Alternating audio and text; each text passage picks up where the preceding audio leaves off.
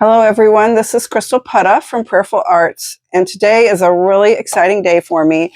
I have the top, or I should say the bottom part of the egg all painted with the bands that go with the egg that is my inspiration, which is this. So I've done the top part, or I've done the bottom part, and I have measured all of it because my initial measurements, I changed some of those. So I've remeasured so I know how big each one of these bands are. And I learned some lessons in the process. One of them is I use this marker to mark off the divisions. And I found that some of my paint is pretty transparent. So it took several layers to cover this up. I used a different type pencil to grid out this area so I could do that design. And that one also showed up a little bit. So I'm going to try something different when I do the top part. So lesson learned there. The other lesson I learned, and I know you're going to think, well, duh, is start from the top and go down, because I wasn't always doing that. And then my hand was getting in the paint, and then I ended up with paint in other parts of the egg. So I learned to go from the top part down eventually. All right. So that's been probably the biggest lessons I've learned.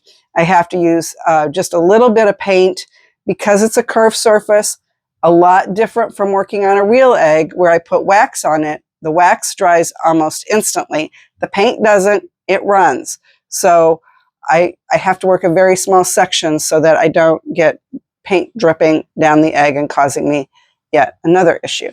So I'm excited. This is a big moment for me to turn the egg around.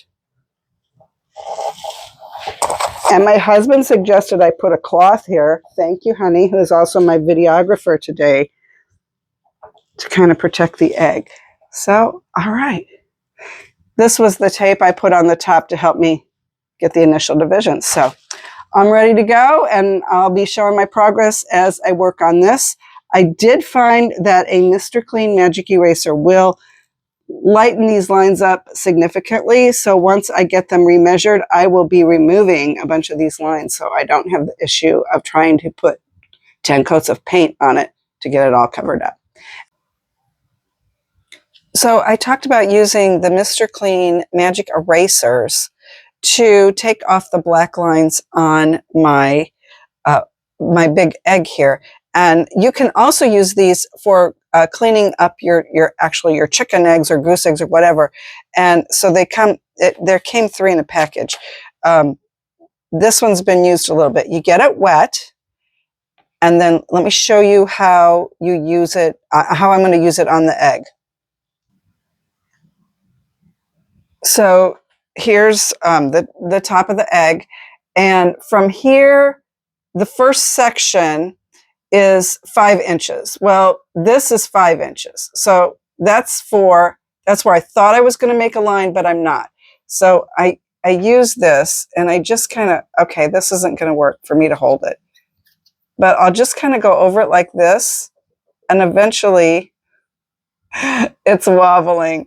It will lighten up. It doesn't come off. Let me do it, and I'll come back and show you. Okay, it took a little bit of elbow grease, but not a lot.